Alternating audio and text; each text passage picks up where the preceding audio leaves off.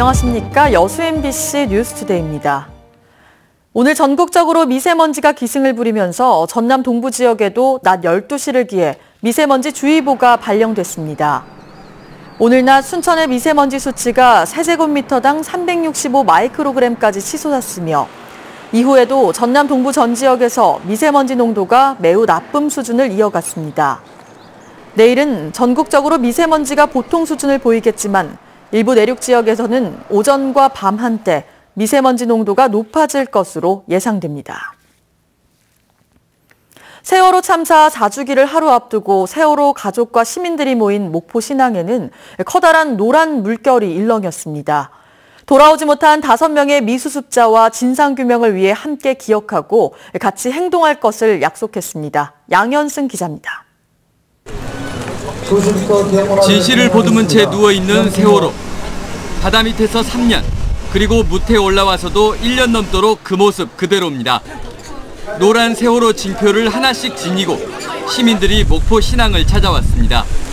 일상이 바쁘고 힘들지만 작은 리본이라도 보면서 아, 세월호라는 참사가 있었구나. 그런 걸 한 번씩 회상해보는 기회가 될 수 있어서. 4주기를 맞아 목포 신항에 모인 세월호 가족들은 직립을 앞둔 세월호 선체를 지켜보았습니다. 진상규명은 되지 않았습니다. 그래서 그걸 할 수 있는 게 기억하고 행동을 해야만이 진상규명을 할 수 있기 때문에. 아직 남아있는 미수습자 5명. 여전히 풀리지 않는 사고 원인. 여전한 숙제를 다시 확인하고 2014년 봄날 새겨졌던 슬픔과 상처를 어루만졌습니다. 그 원인이나마라도 이렇게 속 시원하게 그분들이 이렇게 알려졌으면 하는 그런 바람이 강합니다. 국민의 한 사람으로서. 어둠은 빛을 이길 수 없다는 것을 증명한 이 노란 리본 앞에서 시민들은 기억과 행동을 약속했습니다.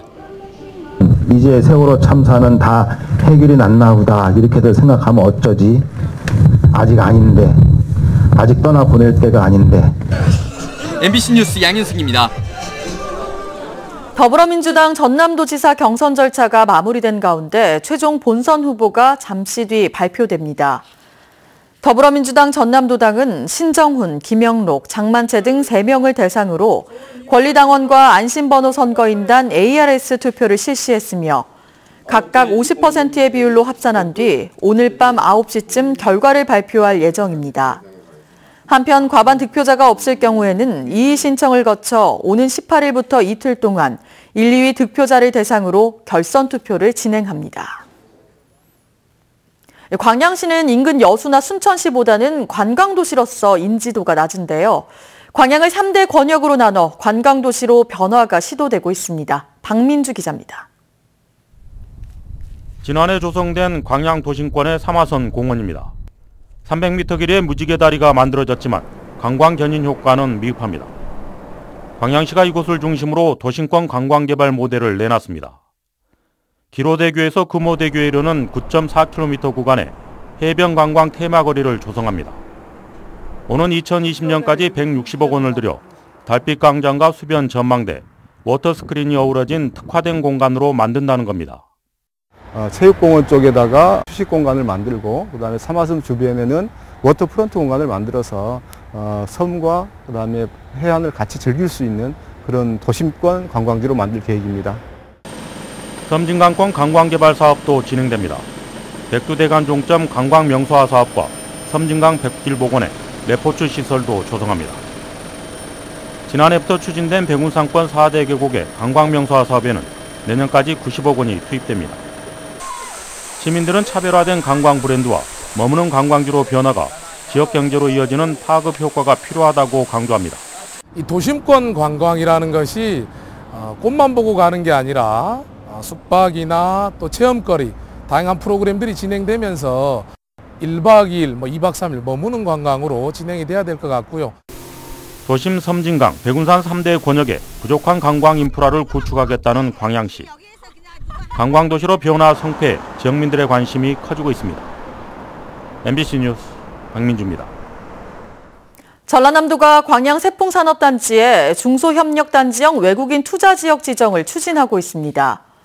전라남도는 광양 세풍 일반산업단지 전체 면적의 3.4%인 8만 2천여 제곱미터 부지에 산업통상자원부, 광양시 등과 공동으로 246억 원의 예산을 들여 중소협력단지형 외국인 투자 지역을 조성하고 있다고 밝혔습니다.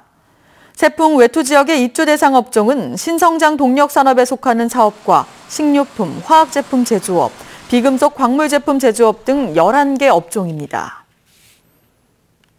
여수시 주민참여 예산위원회의 권한이 확대됩니다. 여수시는 예산의 우선순위를 결정하던 주민참여 예산위원회에 올해부터는 예산 편성권을 부여함에 따라 6개 분과위원회가 자체 사업을 발굴한 뒤 각각 1억 원 규모의 예산을 편성할 계획이라고 밝혔습니다.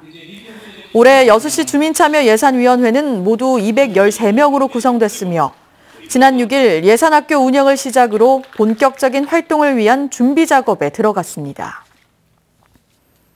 폐류독소 초과 해역이 2곳 더 늘어났습니다. 국립수산과학원에 따르면 최근 고성 두포리와 동화리, 통영 추복리 연안의 폐류에서도 폐류독소가 기준치를 초과하는 것으로 조사됐습니다. 이에 따라 전국의 폐류독소 초과 해역은 40곳으로 늘었으며 전남에서는 여수, 돌산, 평사리와 율림리, 세포리, 금복리 연안이 포함됐습니다. 광양시가 농업기술센터에 주말 농장을 개장하고 본격적인 운영에 들어갔습니다. 농사체험학습장은 가족 단위로 텃밭 농사를 경험하면서 농업과 농촌에 대한 이해도를 높이고 도시농업 활성화의 토대를 마련하기 위해 지난 2011년부터 추진되고 있습니다. 이번 농사체험장은 오는 12월까지 운영됩니다.